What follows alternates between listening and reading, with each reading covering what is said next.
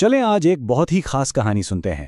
یہ کوئی عام کہانی نہیں، یہ ہم سب کی کہانی ہے، انسانیت کی بالکل پہلی کہانی، ایک ایسی کہانی جس میں تخلیق ہے، ایک امتحان ہے اور ایک نئی شروعات ہے۔ کبھی سوچا ہے کہ سب سے پہلا انسان کون تھا، کیسا تھا اور اس کی کہانی کیا تھی؟ تو چلیں آج اسی سوال کا جواب ڈھونڈتے ہیں اور انسانیت کی اس سب سے پہلی داستان کو جانتے ہیں۔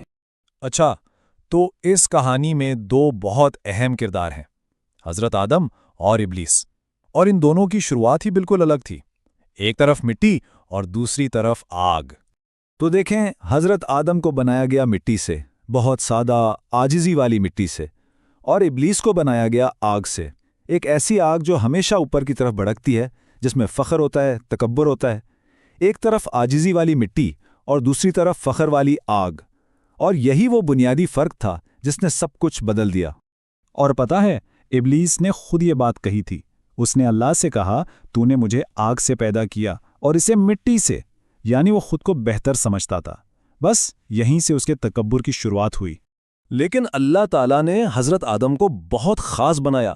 سوچیں، انہیں اپنے ہاتھوں سے مٹی سے بنایا گیا، پھر ان میں روح پھونکی گئی، اور صرف یہی نہیں بلکہ انہیں ہر چیز کے نام سکھا دیے، یعنی علم دیا، اور انہیں پہلا انسان اور پہلا نبی بھی بنایا۔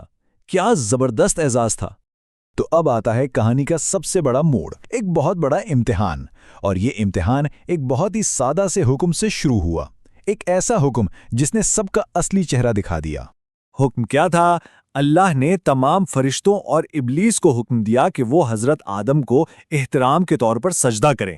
جیسی حکم ملا، سارے کے سارے فرشتوں نے فوراً سجدہ کیا، سب نے، لیکن ایک تھا جس نے انکار کر دیا، اور وہ تھا ابلیس۔ اس نے صاف کہہ دیا، نہیں۔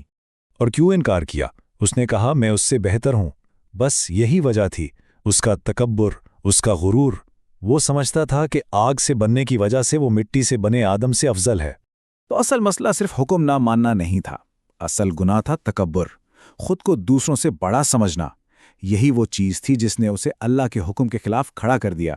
اور اس تکبر کا نتیجہ کیا نکلا؟ اسے جنت سے نکال دیا گیا، ہمیشہ کے لیے۔ جنت سے نکالے جانے پر ابلیس نے بدلہ لینے کی ٹھانی۔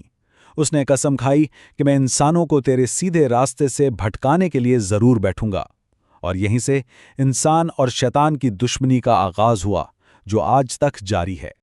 اچھا، اب ابلیس کی کہانی کو ایک طرف رکھتے ہیں اور چلتے ہیں جنت کی طرف، ایک بہت ہی خوبصورت جگہ جہاں حضرت آدم اور ان کی بیوی حضرت حوا رہتے تھے۔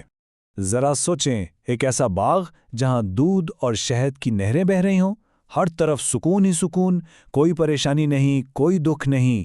یہ تھا ان کا پیارا سا گھر۔ اور وہاں چمکدار میٹھے میٹھے پھلوں والے درخت تھے، جو دل چاہے توڑ کر کھا لو، کوئی روک ٹوک نہیں تھی، مکمل آزادی۔ لیکن اس خوبصورت گھر میں صرف ایک نیم تھا، ایک رول۔ وہاں ایک خاص درخت تھا، اور اللہ نے کہا تھا کہ بس اس ایک درخت کے پاس نہیں جانا، باقی سب کچھ تمہارا ہے۔ اب جو ہوا وہ ایک افسوسناک غلطی تھی۔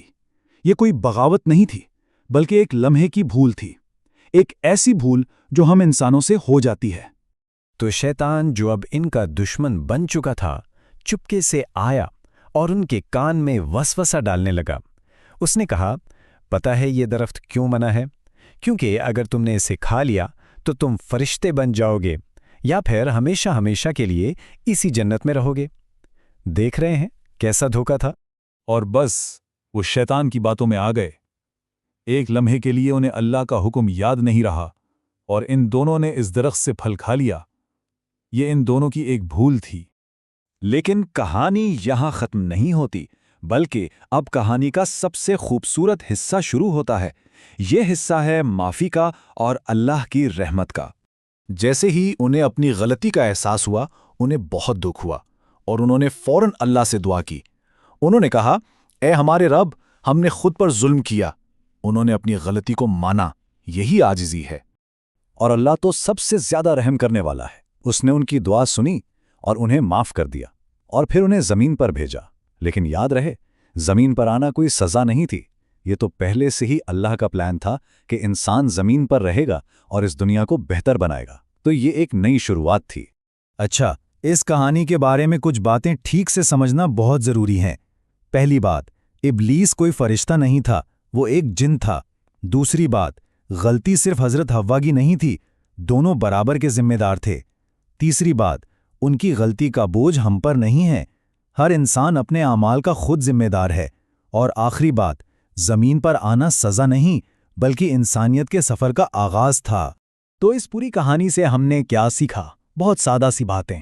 تکبر انسان کو برباد کر دیتا ہے، جیسے ابلیس برباد ہوا۔ عاجزی اور معافی مانگنا انسان کو اللہ کے قریب کر دیتا ہے، جیسے حضرت آدم ہوئے۔ شیطان صرف وسوسہ ڈال سکتا ہے، زبردستی کچھ نہیں کر سکتا۔ اور سب سے اہم بات، اللہ کی رحمت ہماری ہر غلطی سے کہیں زیادہ بڑی ہے۔ تو دیکھیں، ایک طرف تکبر کا راستہ تھا جس نے ابلیس کو گرا دیا، دوسری طرف عاجزی کا راستہ تھا جس نے حضرت آدم کو معافی دلائی۔ یہ دو راستے آج بھی ہمارے سامنے ہیں۔ اب سوال یہ ہے کہ ہم کون سا راستہ چنتے ہیں؟